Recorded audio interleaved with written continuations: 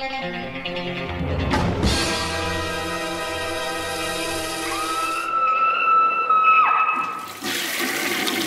guys, what's up? It is week 79.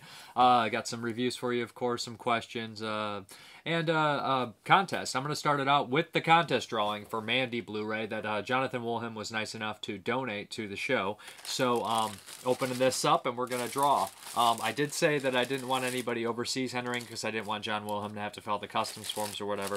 If I was holding out, if I was doing it, I wouldn't care. It wouldn't matter to me. I have the shipping, but if somebody overseas did order it and they do win, they're going to have to cover the shipping. That's what I'll make it up for it, and I'll cover the shipping for anybody stateside. Who is going to win? And it is Joshua Barrio. So, congrats. Shoot me your address, and I'll get it to John Woolham, and he'll send it to you ASAP. Sorry for everybody that didn't win. So, let's hop right into the reviews. The first one I'm going to review is The Seventh Day. This is released from Olive Films. This was made in 2004, and it's a Spanish film. I had not heard about this movie at all until Olive Films announced they were going to release it. And I was like, okay, that it has an interesting cover, and that's all I knew. It looked kind of like a modern-day Western by the front cover. I like to go in blind with a lot of these movies. And this one is actually a very interesting movie. It starts off with this narration of this young girl and talking about, she has like a sadness. You could tell something tragic happened, and she starts to tell the story about these two families, one of which she belongs to, the Jimenez family, and the Fuentes family. In this small town, and they have this like feud going on where part of the Fuentes murdered one of her uncles and then tried to murder her father after he was released from prison. This whole family seems to have some sort of mental illness, and they're hated in the town. They're kind of mistreated in the town, and there's some secrecy to what happened. Their house burned down at one point, and some signs point to that somebody from the Jimenez family did it. So it's this long history. It kind of feels like Hatfield's and McCoy storyline going on, and it cuts back between these two families, and it's of course going to this boiling point, the frustration to the Jimenez family having to live in this small town that seems like it's impossible to get out, and cutting back to the Fuentes family, who are obviously planning something, and they're definitely, and as it goes on you see that there's a lot of mental illness, and there's like some cruelty and some love, and that all helps into the final impact of the film, which I thought was really, really powerful. One of the most grueling things I've seen in such a long time. It was starting like get teary-eyed through it. It's very powerful, very disturbing. What I did enjoy that stuff quite a bit, how they set all these characters up. I love the small town feel. This small town is like a small village, and everybody has their roles, and everybody seems stuck in this small town. No one really wants to be here, but that's what really makes the film work, and they all have, but they can't leave at the same time, if that makes sense. You know, it's what they know, it's who they are, it's everything to them. And the end of the movie involves a mass shooting in the center of the town. I don't want to spoil too much, but it's based on a true story. It's real grueling, it's really sad, and it's really disturbing. And since you know all the characters in the movie, you feel something for everybody involved, and it makes a statement on like the small town mob mentality, kind of in a way, but also, you know, secrecy and revenge and just never letting things die. It's a really well-made movie, really well shot, really well acted, a very powerful movie. And it makes us, you know, it's good to see like a statement on like shootings all the time, mass shootings, because it's in like the 24-hour news cycle on a daily occurrence. It's always there. We're always seeing it. And it's good to put faces to some of the numbers, the statistics that you see, because when you see that, it's just, you're so blind to it. I'm numb to it. Oh, 10 people got shot today. Who cares? You see the numbers, but when this kind of movie makes you know every face in there, and it's really powerful stuff, and I would really recommend checking it out. Olive does that. Olive will release a movie at like a poignant time, like they did with Joe from 1970. It felt like it was just the right time to release it. I know Severin does the same thing with stuff like Killing America, and some other stuff like Threads. Some of these companies have their finger on that pulse, so. And Seventh Day is definitely one. If you want to read a written review of this, I have one over at the Screaming Toilet page. It'll be the first link here if you're watching this on YouTube. But it'll be underneath. You'll see it pretty easily. There's some written stuff on this one. And I'd really recommend checking out, maybe seeing if you like the written stuff. I don't write for every movie, but I do write for some. So check it out. And this one's pretty good, especially if you like powerful dramas with a grueling climax. Todo empezó como una historia de amor. Una niña que se transforma en mujer.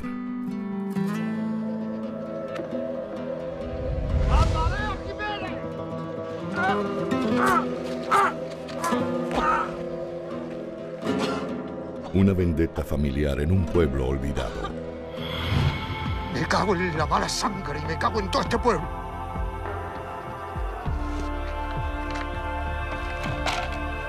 Si no eres capaz de matar a los que te hacen daño, entonces no vales nada.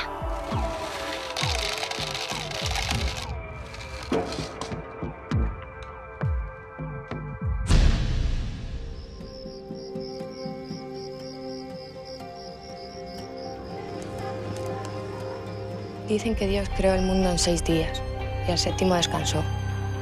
Por eso a veces las cosas más horribles pasan en domingo, mientras Dios duerme.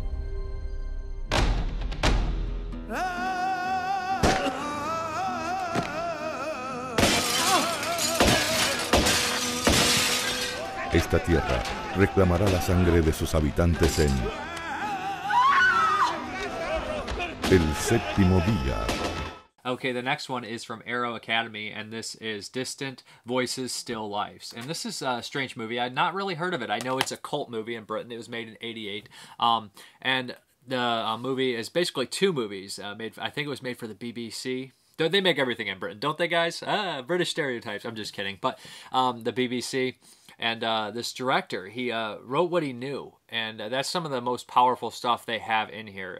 They shot Distant Voices about a family and a father and his whole, the 3 children and the mother and everybody around. And then he came back and shot Still Lives, which is a progression of the story and have their families and their lives. The first half is about the death of a father. I know their actor's name, and I never pronounce it correctly, so I'm not going to bother. Pete Potty-Whistle, whatever. I tried anyways. He's in lots and lots of movies. For American audience, blockbusters that watch a lot of blockbusters, you'll recognize him from The Lost World, Jurassic Park 2. He's in that. He plays this abusive father, and it's basically about his death, and there's moments of his kindness in there, very little, but he's just such a monster, and he abuses everybody in it, and it's so disturbing at times and sad. And the second part is about them growing up and getting married and sadness. It's just like the highlights of their life or the important moments of people's lives. And it's just a very powerful movie. Every moment seems emotional. It's very depressing to me. It's almost too real for comfort. It's just you remember things, in your own life, and it feels you can understand a lot of the stuff happening here. It's also a look. It takes place, I think, in the 40s and 50s. So you have that World War II kind of going on. The bombings happen at one point, which is really scary stuff. And I noticed in the Seventh Day as well, there's a lot of musical people singing in that stuff, and it's incorporated in a movie, and it feels natural in the Seventh Day, and it feels natural in Distant Voices, Still Lives. They just come out and they sing a lot. I think people sung a lot more in the 40s and 50s, and I think that singing out loud and singing together was a much more important facet in people's life back then, and it's shown really beautiful in this movie, the people singing and getting their own time and whatnot. And also maybe it's also other countries are more comfortable doing that than the United States, so it was interesting seeing that stuff. But there is some really good performances in here. The mother is tremendous. The father is terrifying, and the director does some features on here, a commentary and interview, and he's such a witty, funny guy, and it's strange. And a lot of the people that make some of the darkest stuff you see are actually some of the funniest people, because they deal with the horrors that they experience or the horrors that are in their head by being funny. I think that's always true. And they want to, when they like to entertain people in ways. I mean, it's just be funny, and he definitely doesn't take everything seriously, and I don't think you could. And it's he's tremendous, and really intelligent, you can tell, and it shows in the interviews. I really enjoyed listening to him talk about the movie, and I always thought that was something that they teach you right away, is write what you know. And it's kind of autobiographical, this movie, but he said some of the stuff that actually happened to him was so horrible in his family that no one would believe it. But there's a lot of powerful moments in this movie, and I think it's really well recommended. And it looks very British. It's very kind of has that gloomy feel to it that I would associate with British films, or Britain and British films. I know that's not, maybe that's again a stereotype, but that's just how I see it, a lot of these movies. But it looks good, it sounds good, it's a cult classic, and it was very something that I should have seen and should have heard of, but I never had. So I'd recommend checking that one out for sure.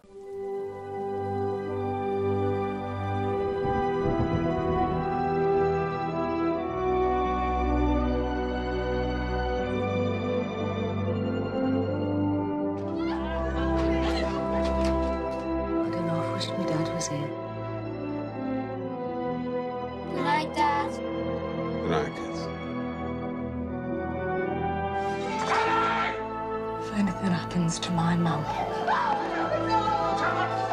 Why did you marry him? It was nice. He was a good dancer.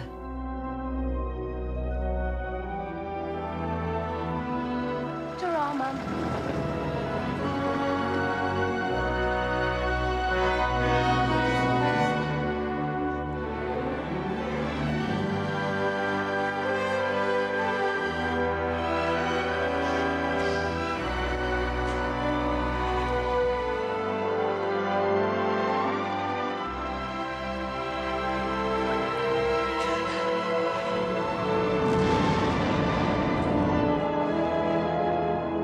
I love the light nights. They're starting to draw in now, aren't they, Mum?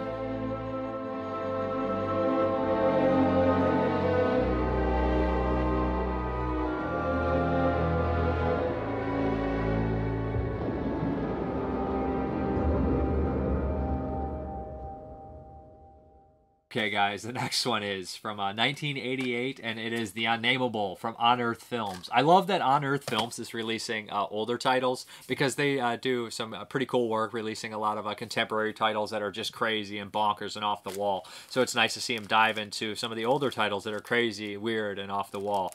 The Unnamable was a H.P. Lovecraft adaptation, and it's not too close to H.P. Lovecraft story, The Unnamable, which is a pretty cool story, but it does kind of incorporate some of it.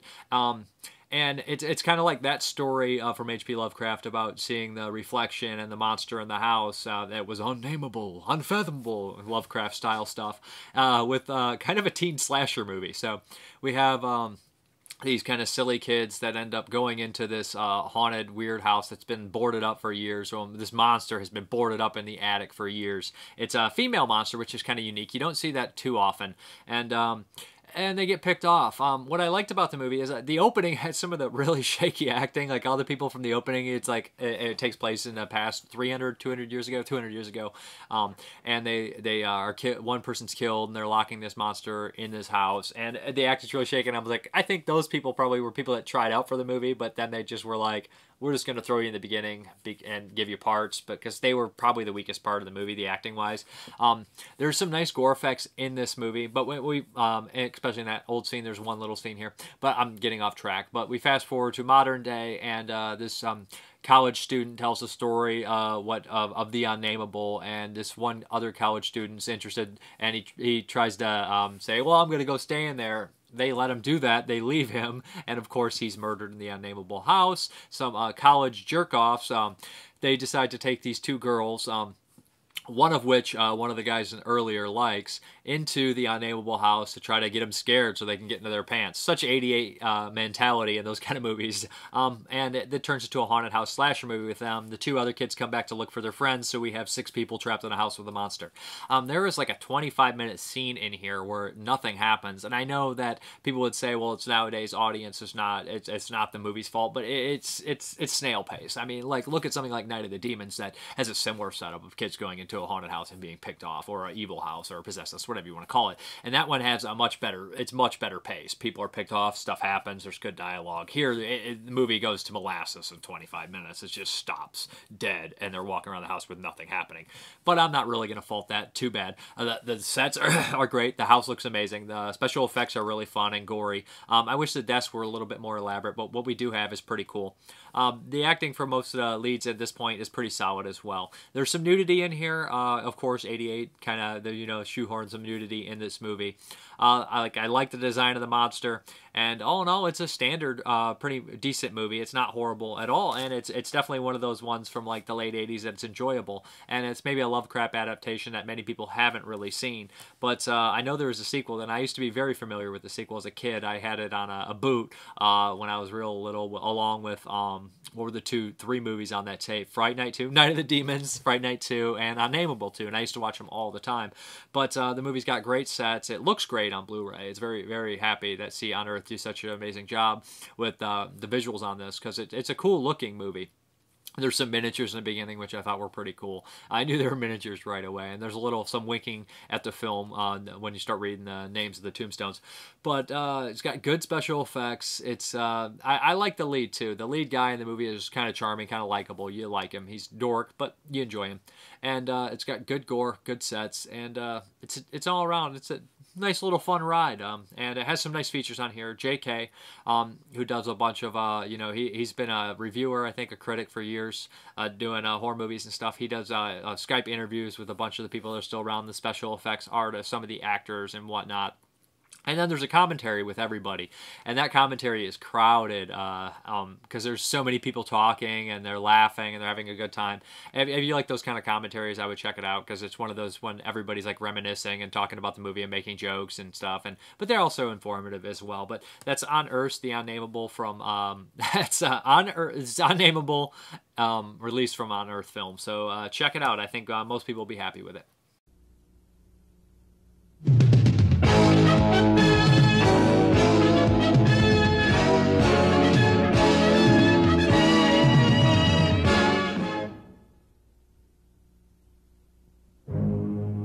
There's a place in every neighborhood. I dare you to show me the house. A place shrouded in mystery.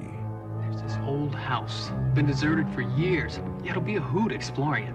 Well, let's go for it. A place that begs a dare. No, maybe we should just stay outside. Come on, it's just an old house. Most of the time, it's just an imaginary fright. It'd be weird to find a dead body under this.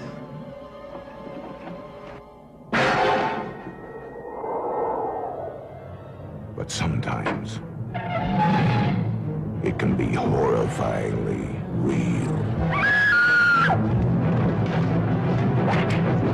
Where did you last see Wendy? What was it? I don't know, but something's gonna kill us all. Something is watching. Something is waiting. Waiting until they're alone. Waiting until they're terrified. You come any closer, I'll kill you! They can try to run. They can try to hide. But there is no escape. I think we're safe now. From H.P. Lovecraft's The Unnamable.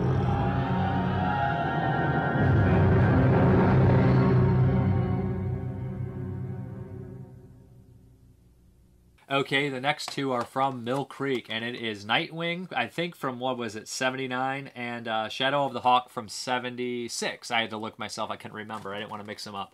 But let's start off with Nightwing. Nightwing is a killer bat movie. I wanted to see it for years. It was always on my radar. It has, for people that like a lot of these like old actors, which I do, it has a nice little cast in here. Stephen Mach, David Warner, and Strother Martin, and I love seeing Strother Martin in here. There's also Charles Holohan, which was nice to see. The lead in this movie is Nick Mancuso playing a Native American. Not a very good, convincing Native American, really. And it's one of these deals where the two leads in the movie are the weakest point. I mean, all the side characters are much more interesting to me. This is a Native American horror movie, and you know, sometimes there was a lot of that going on, I believe, in the 70s and whatnot. And it kind of died off nowadays, but it went on all the way to like the 80s with like the Poltergeist 2 movie and whatnot. So there was a lot of that. But Nightwing is it's a movie about killer bats, vampire bats, but they're diseased with the bubonic plague, and they're in this small desert community area, Native American place where there's a lot of Native American tribes and whatnot. And that's pretty much the plot of the movie. We have David Warner as this bat expert who kills vampire bats for a living, trying to stop it. Strother Martin plays this crazy kind of ex-Christian guy who runs this store. He's still kind of Christian. He's great in it. He has very limited scenes in it, but he's amazing in it. He turns in the best performance in the movie, as he usually does. He's just one of these odd actors. He pops up in great stuff like Hard Times and The Wild Bunch and The Ballad of Cable Hogue. I really like him. I think he's fun. David Warner's solid in the movie as the bat expert. Like I said, the lead is okay. okay. He's tolerable. Stephen Mach plays like kind of the corporate Native American who sells out, and he has all this tension. He's a piece of crap, but he also plays Native American, not very convincingly. Stephen Mach is in stuff like Graveyard Shift and Monster Squad as the father.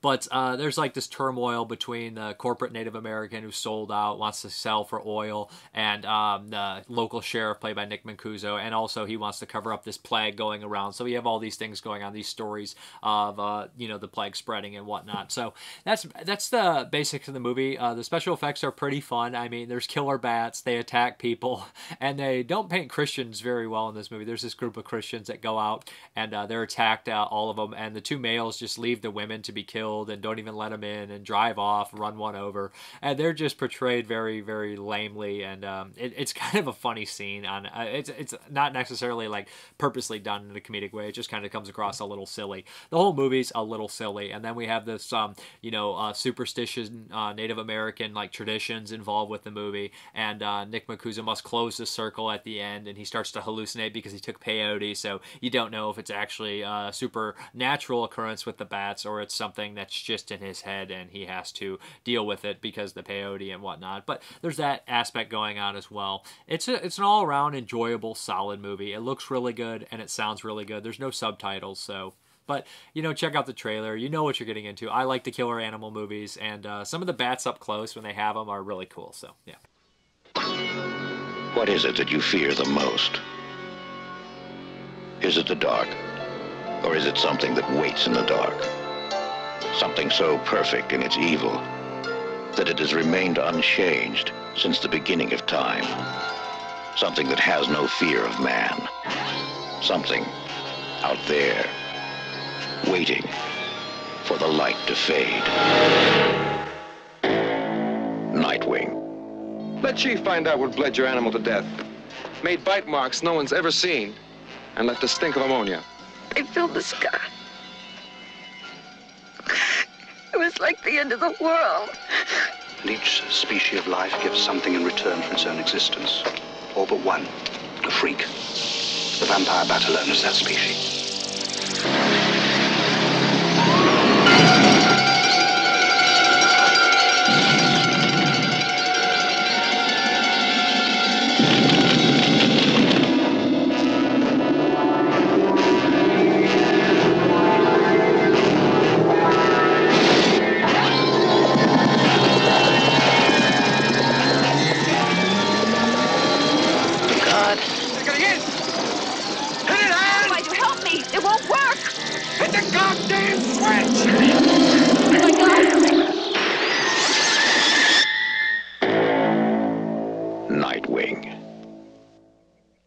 Okay, the next one is Shadow of the Hawk, starring Jan Michael Vincent and Chief Dan George, who is in some other things. I believe he is an outlaw, Josie Wales. But Jan Michael Vincent, well, you guys will know him from stuff like The Big Wednesday by John Milius, and of course, The Mechanic with Charles Bronson.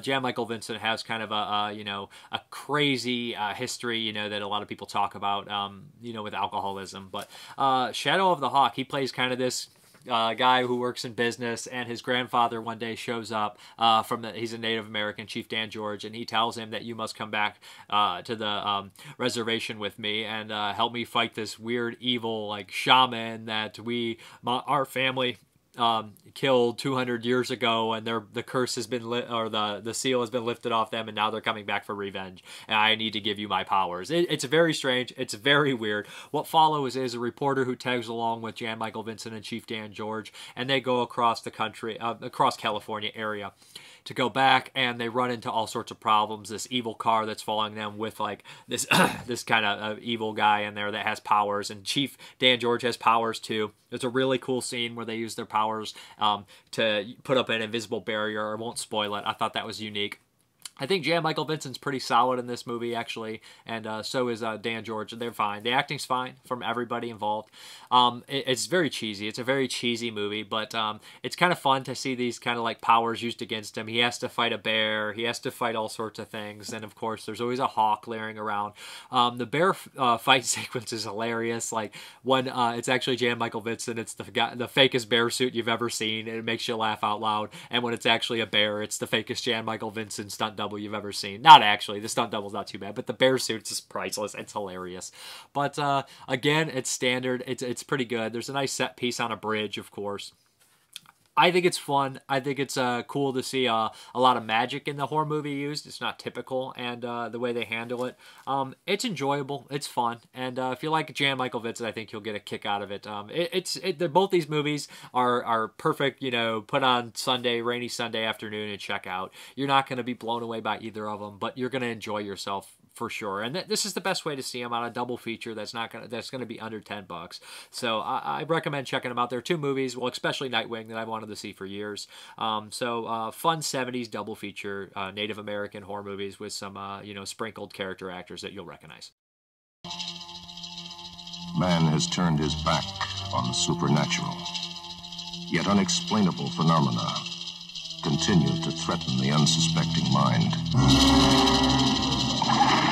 and penetrate the veil of reason.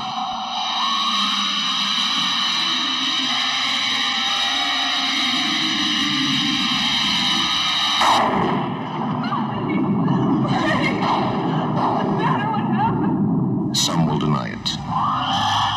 Others will fear it. One man was born with it. Shadow of the Hawk. The Hawk. My spirit alive. He protects me. He has existed since the beginning of time. For centuries, he has practiced the mysterious arts. He is the shaman, the medicine man, and his power is awesome. Last night I woke out of a sound sleep and I was choking. Jan Michael Vincent, as a modern American Indian, thrust into a savage struggle with primitive forces he never knew existed.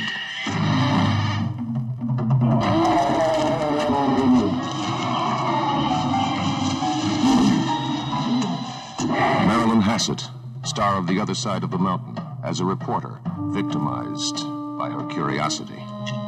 Chief Dan George is the shaman, seeking the only person he can trust to inherit his powers. Mrparka. The unknown, like the night, contains mystery, horror, and the dark shadow that lurks in our subconscious memories.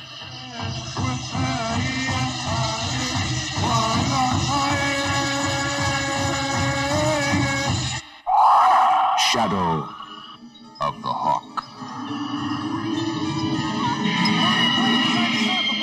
Innocent people, trapped in a nightmare from which they cannot awaken, tormented by the passion of avenging spirits.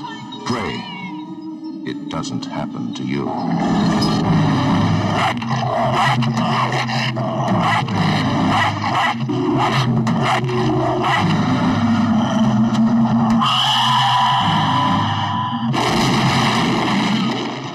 Jan Michael Vincent, Marilyn Hassett, and Chief Dan George in Shadow of the Hawk.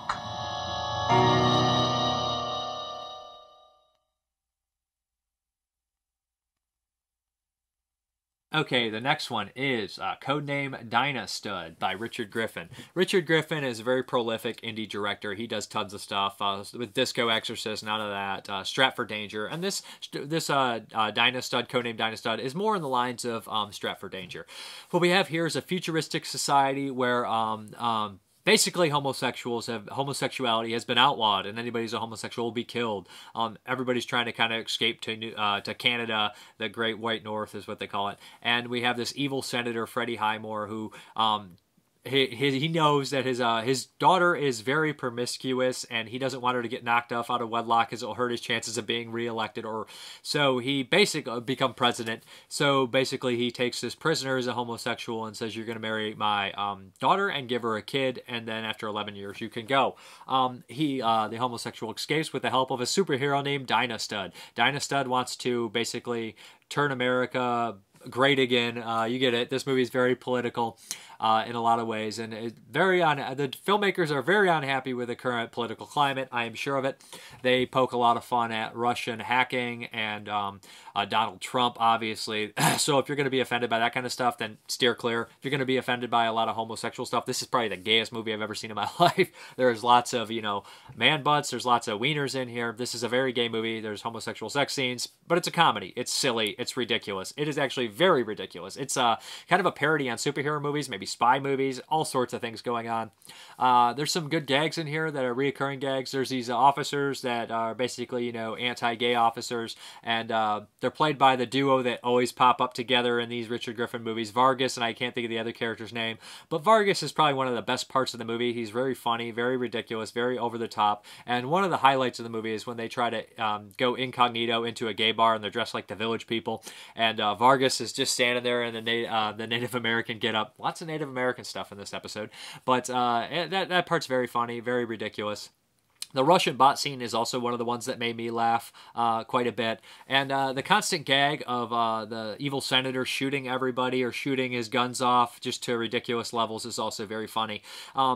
So it's definitely like a satire. It understands what it's doing. It's being ridiculous. There's a lot of ADR. I noticed that it didn't match up 100%, and that kind of got distracting at times. Not all the jokes land for me, so sometimes, and that's, everybody knows I'm comedy police. Like, stuff will find people, a lot of people will find it funny. I'm like, okay, let's go.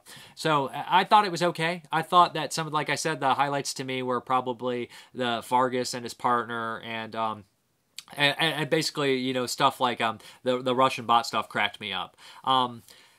I'm one of these people that always like side characters better than leads anyways. I thought the side characters were much more interesting and fun than the leads in the movie. But it's up to these people to save the world. It's completely ridiculous. The daughter of the senator is also very funny. And Richard Griffin's really good at getting nice sets and nice lighting and stuff. And here it works really well. It's very bright, very vibrant. And there's some moments that made me laugh, but there's also some moments that just made me, it's just cringy sometimes to me, some of the comedy, because it's one of these deals where if I don't find it funny, a lot of people will. It's all so subjective when it comes to comedy. It's like, if it's not funny to you, it's just like, it didn't land for me, and it's just like, okay, I get it.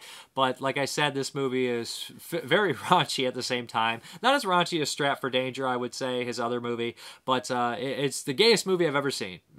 That's all I can say really about it. So check out the trailer if it interests you. I do like Richard Griffin's one of these guys who does tons of different genres, and I respect that. And he does lots of different kind of tones and all sorts of things, and he's always exploring, so that's really cool as well. But if it looks like something that you dig, then check it out. Codename Dynastud. Well, America, you sure got yourself into a pickle this time. And there's only one man who can grab that pickle and wrestle it back into shape. This sounds really bad. Can we start over again, please? I don't know. America, this is your darkest hour. You have a hole that needs to be filled. A deep, dark hole. And there's only one man that can fill that. You see, there it is again. America, the evil that plagues you is about to get pounded. Hard. No, I'm not homophobic. Did you read this copy out loud? Stronger than Superman. Just look at those shoulders. Larger than Ant-Man. Who can say no to you? Gayer than Batman. Sodomy is now a criminal offense, punishable by death. That man is a dangerous enemy of the state. I am the best. All the gays will drop to their knees. I feel compelled to drop to my knees and pleasure you right now. That happens. Yeah. The wheel of destiny continues apace. My orgasm is lethal. It would blow your head clean off. Much liberal tears will flow.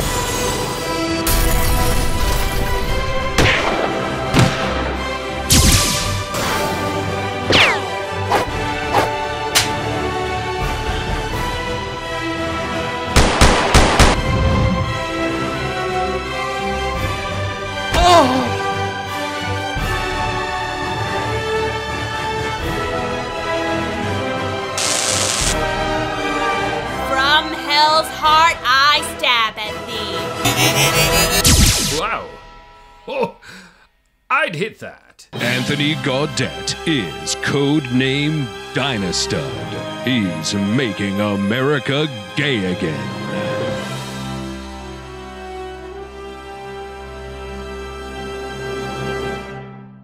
Okay, guys, this week's VHS Voyage is from 1980. It's a bootleg TV movie called Death Moon.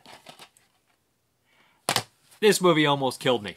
I don't want to be that guy, but Death Moon almost made me want to stop doing the VHS Voyage altogether. I gotta finish it. I'm pretty consistent at finishing things, but oh man. This is a dull TV movie about a guy who's terribly stressed out, having weird visions of, kind of tribal, werewolf stuff going on. And he decides that his doctors decide, you need to go on vacation and relieve some of your stress from your high-pressure business job. And so he does. He goes to Hawaii, which makes me think that the producers were like, we need a movie that takes place in Hawaii. I need a break. And all the actors were like, I want to go to Hawaii. Let's do it. Yeah, we got 2 weeks in Hawaii. So that's basically the setup in the movie. And you basically have to be, what's more interesting? This guy struggling with turning into a werewolf, or this guy who's making keys and pickpocketing everyone, played by Charles Hayde. You guys know Charles Hayde from Nightbreed and Hill Street Blues and Altered States. Love him in Nightbreed. He has some of the best lines in the movie. But he's kind of wasted in this one, a stocky guy. Have you guys ever seen him? He's kind of stocky guy with glasses. He's the actor I recognized most in here. There's no blood to speak of. It's a TV movie, so you're not going to have any nudity to make the time pass. It's very dull. It's very him, I'm getting woozy, waking up. The werewolf's barely in the movie. I zoned out a lot. It is a terribly boring film where these people are trying to figure out what's happening on this island. It's bad. It is dull and boring. And Robert Foxworth stars in it. I'm not sure, he must have been a TV actor at some point, but this is not a good film at all. It's very dull and boring, and that's the worst thing you can be. I mean, some movies, it's by the numbers too. You think there's not many werewolf movies out there, and I remember reading a review on Letterboxd that said, gotta be one of the best 100 werewolf movies, clearly being sarcastic because there's probably not even 100 werewolf movies, if that tells you anything. But I don't want to be too negative, but it is really droll and dull and boring and just not very good at all. I mean, I still am struggling trying to talk about the movie, but there's not much to it. I guess the werewolf looks okay. I mean, it's VHS quality, really dark film on top of that, so it's hard to see. But there's much better movies about going to a resort and being killed by a monster or a giant animal or something like that. Check out Big Alligator River by Sergio Martino if you want to see that thing. And there's much better people struggling with their animal curses. Check out Curse of the Werewolf. But and there's much better TV movies than this. Check out what's a better TV movie? Citizen X. There's just so many better ones. It's not particularly good at anything. 1980, so it should have been good. TV movies at that time were pretty solid. And this was released on VHS. I can't think of what company did it, but this is a rough movie. Just steer clear of Death Moon unless you're so interested, or you're the world's biggest Charles Hayde fan or something. I don't know.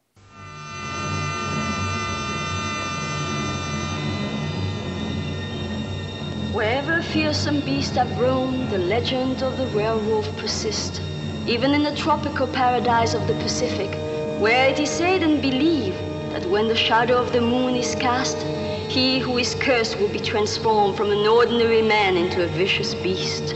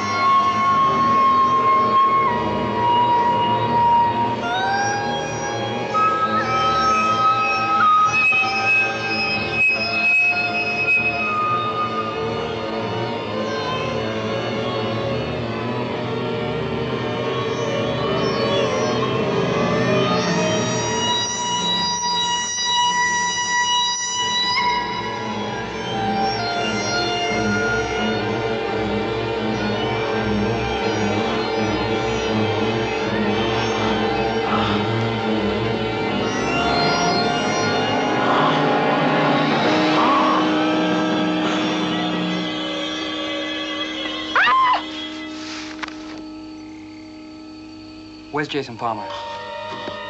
What are you doing? What's that gun for?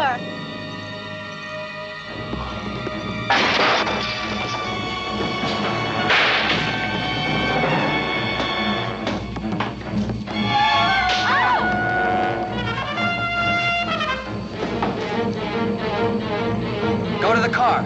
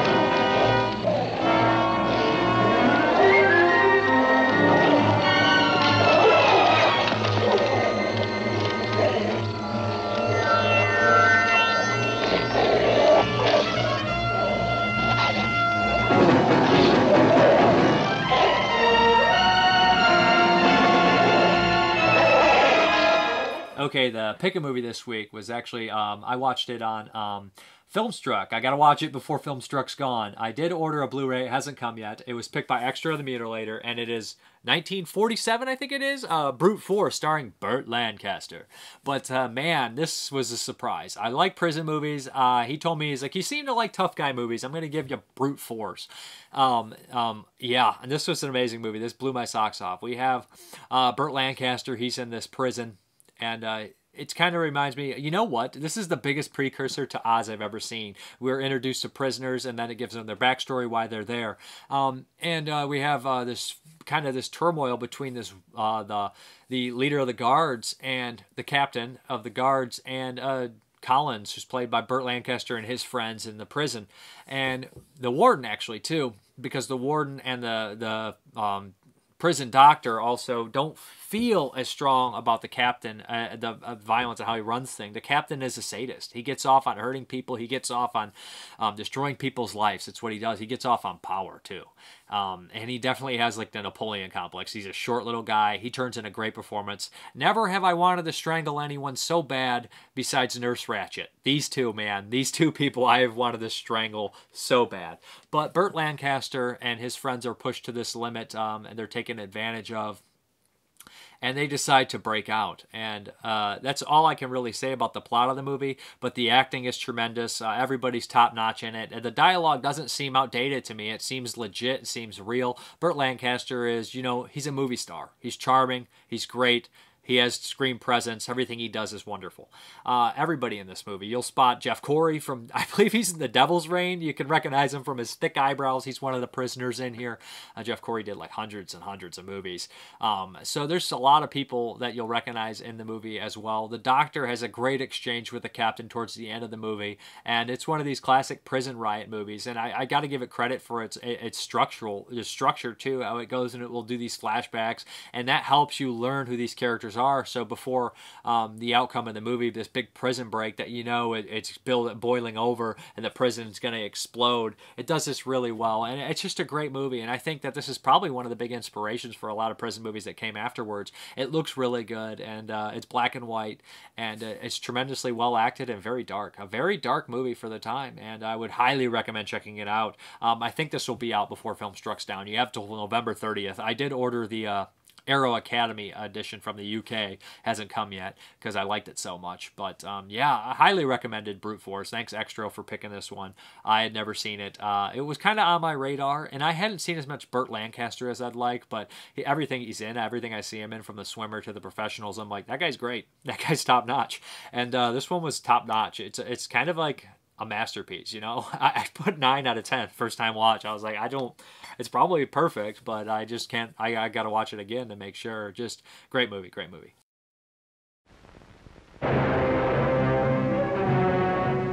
Here, behind the grim walls and bristling battlements of Westgate Penitentiary, live the men of our story. You would call it a prison, but to those who know, it is one big human bomb ready to explode. Here are the conflicts and hates, the desires and dreams of men who chose to live by brute force and now are chained by it. Burt Lancaster, star of The Killers, ruthless ruler of the mob inside. Nothing's okay. It never was and it never will be.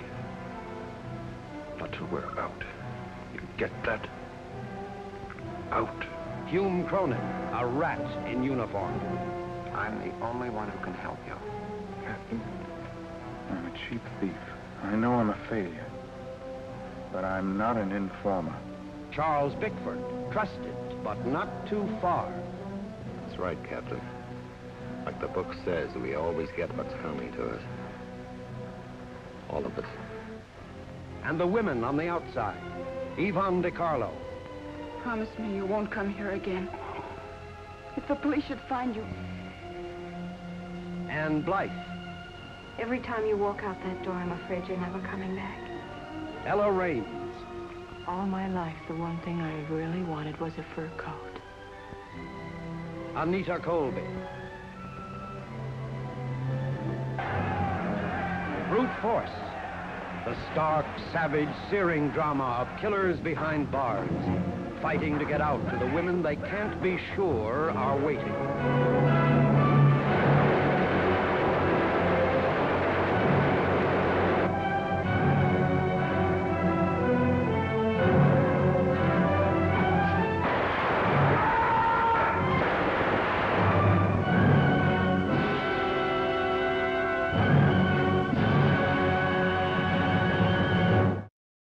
Okay, let's do the pick a movie. If you want to be entered, I'll enter you in the second bag after this bag's completely empty. I started a second bag for it, so if you ever want to be entered in here, leave a comment on the Screaming Toilet page or the YouTube page, and I'll throw you in the bag.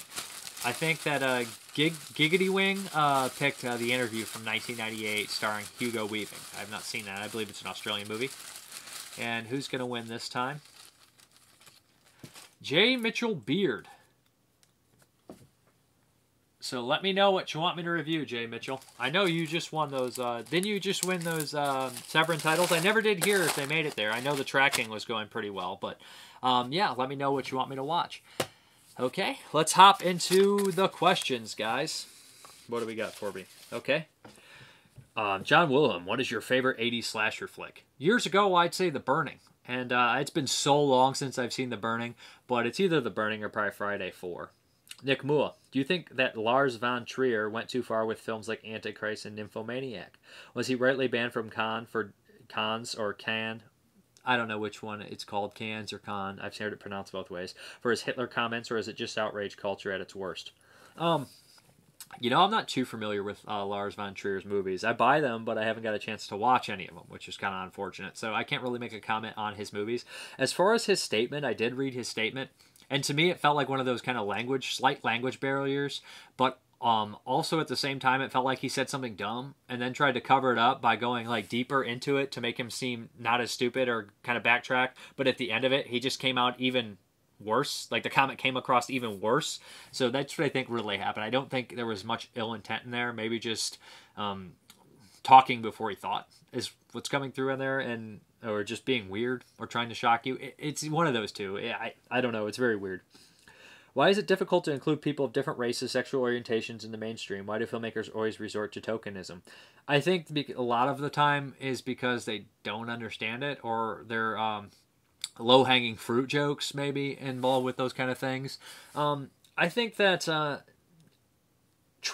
forcing yourself to incorporate that stuff is kind of lame, because it'll just come across forced. But if it comes natural and it's coming as like just randomly to you and natural to you to incorporate those things, or just casting people that happen to be that in roles that they can fit. Like, I mean, you can't, somebody shows up and they're homosexual and you're like, oh, can I put this person in the role of the male lead, and it has a scene with a woman, and I mean, it's going to come across, it doesn't work. But they are actors, they should be able to act. But I'm just saying, well, why can't like in Night of the Living Dead, they cast Dwayne Jones just because he was the best actor that showed up. They never bring up that he's black or anything like that. So I think that just casting people that are the best people for the job is probably the best. I mean, without thinking of race and sexual orientation all the time, unless it directly ties into the story.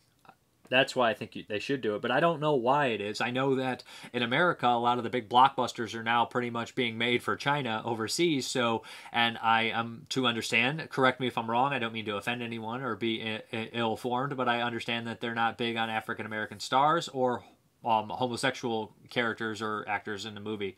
So that's what I'm understanding. So I know that a lot of that is, it's not that the American film system cares themselves, but they care about money. And most people do care just about money. So, who is your favorite superhero? Ben Grimm, the ever-loving blue-eyed thing. He's always been my favorite from, not always, I've had changed at times, but when I was in high school, the Thing became my favorite, 16. Love the Thing. I mean, he's not the strongest, but he's got the most heart. And unfortunately, he's never had a great movie to display that heart, although Michael Chiklis did a good performance in a bad movie. But I really like the Thing. Always loved the Thing. And there's kind of, I don't know, this is kind of, we used to play Marvel, which was a D&D type game, and I always played the Thing, and all his catchphrases when we played. Joe Paxton, what are some of your favorite bands? I have been really into synthwave the last few years, and I really dig a band called Gunship. I think it would be right up your alley. I have heard a couple Gunship songs, and the ones I have heard have been great. They're very catchy. They're great to run to, I'll tell you that. I listen to podcasts now when I run, but they're really great stuff to run to if you got to get pumped up and get amped. But I only know a few songs. Favorite bands? You guys would be surprised by this. I really don't listen to any new music, but years ago I used to be a big fan of Bright Eyes. I know that people would be like, Bright Eyes, you're lame as hell, but that's years ago. I didn't really listen to them regularly or anything, but, I used to really like the Killers. That was a while ago. But, a lot of the classics, like I love Metallica. Not so much their new stuff, but I like their old stuff. Big, I loved Metallica. Still listen to Metallica occasionally, like Ride the Lightning, stuff like that, Master of Puppets. CCR is my favorite band, Creedence Clearwater Revival. Love them. Who else? Why? I thought they were pretty interesting. They were like a crazy, weird rap group, kind of indie rap, I don't know. So I like all sorts of different things, but, CCR, Metallica, Why, Killers, I like everything. I like a lot of, like, soundtracks, too, as well. So I don't really have anything pegged into, like, one subgenre of music. I like it all. But I don't know much about all of it either. Like, I don't know anything about new country or new rap or even much rap or much country. But, like, I love Johnny Cash, but I think almost everybody loves Johnny Cash. So, movies were always my first. I do know a lot of one-hit wonders. Like, if people ask me who sings that, I'll know, like, oh, that's Mike and the Mechanics and stuff like that. So, I do know the one-hit wonders from the 60s, 70s, 80s, stuff like that. Quaghog, I believe it is. Some of the ink is bad. I had to order new ink. I enjoy your videos, but I'm guessing there are no costs involved as you record and edit everything from home. So what would the Patreon donations be for? Well, I would definitely want to update my cameras. I'm using like Canons. Eventually, I would use it to buy movies for the show. Like if I wanted to cover a certain movies or the pick of movies or stuff like that. So I'd use it to cover things for the show. And also, I would eventually, maybe at times, if I wanted to get guests, pay for their gas, pay for their if they get here and stuff, and do interviews. I would want to update a lot of these things probably over time. And if I did do the Patreon, all the money would go towards movies and stuff like that. It wouldn't go towards, hey, I wanted to go out and eat tonight or something like that.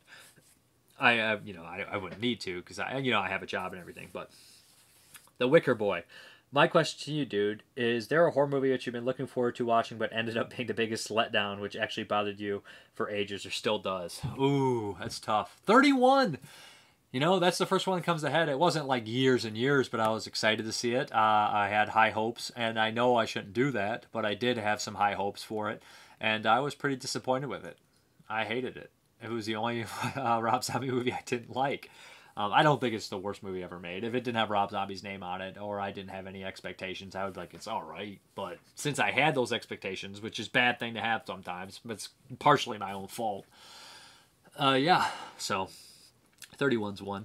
But you know what? For one time I ordered, when I was young, probably 12 or 13, I ordered snail mail, back in the day before big days of the internet, Dead Next Door. And I wanted to see it. I love zombies. I was obsessed with them, and it was one I saw in a book.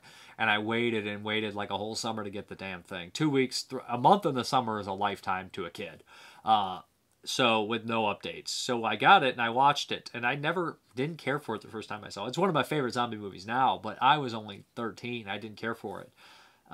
But then I watched it a couple more times, and I really loved it and became obsessed with Tempe. I guess I'm going to talk about Tempe now, but I became obsessed with Tempe Video and that opening they had with a montage of 6 of their films, which was Dead Next Door, Dead Next Door, Skinned Alive, Polymorph, Bloodletting, Ozone, and what was number 6? The Sandman. All those movies, and I got them all, and I watched it all, and stuff like Robot Ninja, and I fell in love with that company.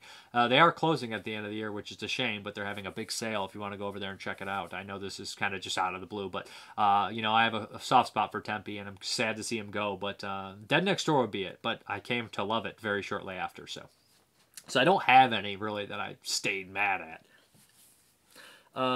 Peter England. Back in the early days of DVDs, I was not interested in audio commentaries. By the way, later on I found out they were already on Laserdisc, until I listened to the audio commentary of John Carpenter's The Thing with Carpenter and Kurt Russell. And they are my favorites with both of them. Nowadays, I think the commentary is most interesting extra on the DVD or Blu-ray. What are your favorite audio commentaries, Dave? Oh, that is a very good question. I really like Tim Lucas stuff on the Arrow disc. I can't give any distinct, because there's a bunch of them. And I remember the first commentaries I listened to were some like Rob Zombie's commentaries were pretty informative, pretty cool. I remember liking those. Trying to think ones that I really liked, but Tim Lucas always kills it. He always does a great job, and it's like you need a notepad to remember everything. So any of his stuff on the Arrow editions I thought were great. We have some answers to the old ones that came in for the taglines because I have such a short period to put them up. I understand. So the answers to I asked some of your favorite movie taglines, and I got some answers. Peter England, my three favorite movie taglines from horror movies. Black Christmas. If this movie doesn't make your skin crawl, it's on too tight. Dawn of the Dead. When there's no more room in hell, the dead will walk the earth. Night of the Creeps. The good news is your dates are here. The bad news is they're dead. That is a great line. I love that whole scene in that movie, actually. Tempo Tapos. My belated answers to the past 2 questions of the week. First, he's going to do Actor Who Died Too Young. My vote is Philip Seymour Hoffman. He was great in Boogie Nights. What is that? Sinaduce, New York. I've heard that Sinicki, but pronounced out loud that New York, but I just can't think of it right now. The Master, Before the Devil Knows You're Dead, and many others. 46 years was far too young. We deserve more Philip Seymour Hoffman. I agree. Actor with a distinctive voice, Michael Wincott, Robin Hood. Oh yeah, Michael Wincott, Robin Hood, Three Musketeers, The Crow, Dead Man, Alien Resurrection, the list goes on. I'm a straight guy, but even I know his gravelly voice is sexy and scary at the same time. Michael Wincott. His voice in Dead Man cracked me up when he just won't shut up and drives Lance Henriksen completely insane. That's a wonderful voice, you're right. Question of the week, favorite movie taglines. Here he goes. Fargo, a lot can happen in the middle of nowhere. The Doom Generation, sex, violence, whatever. That's pretty funny right there. Kind of sums up that generation, huh? Office Space, work sucks. The Truman Show, on the air, unaware. And some classics which you don't have to read if other people already picked them. Alien, In Space, No One Can Hear You Scream. Dawn of the Dead, of course. RoboCop, part man, part machine, all cop. That's a funny one. H. Hudson, movie poster taglines. I get so many, but here are some of my faves. Dog Soldiers, Six Men, Full Moon, No Chance. Splinter, it will get under your skin. Prometheus, the search for our beginning could lead to our end. AVP, whoever wins, we lose. Superstition / the witch. You believe it before you die. You'll believe it before you die. Vampires, voodoo, vixens, witches, terror awaits you. For you in every room in the house that drip blood. That's a cool one. Sorry, some of the ink, like I said, died. I got to order some new ones. And then we have answers to new questions, which I asked, what are your favorite so bad they're good movies? Corey Johnson, my favorite bad movie is probably Metal Storm, The Destruction of Jared Sin. It is an objectively bad ripoff of movies such as Mad Max, Star Wars, and other movies. However, I am a sucker for these types of movies, and sometimes something about this one clicked with me, and I am a huge fan of it. John Wilhelm, my favorite good bad movies are Army of Darkness, Sorority House Massacre Trilogy, Hobgoblins. Army of Darkness? It's not bad. Well, I don't think it's bad. Nick Mua, so bad they're good. Slaughter High. I love rewatching it again and again. I just love the kookiness of Tobe Hooper's Mortuary. Not horror, but definitely horrific and so over the top. You enjoy it. Batman and Robin. Joe Paxton. The Arnold one-liners in that movie are funny enough. Joe Paxton, or is it Paxson, actually? My favorite, so bad it's good movie, Maximum Overdrive. I love this movie since I was 4. Truly one of my favorites. It's so much fun. Microwave Massacre, the biggest goddamn microwave in existence, and the guy who did the voice of Frosty the Snowman is a deranged man. I love Microwave Massacre. Death Spa, Ken Foree in his sexy brown undies. It's all you need to know.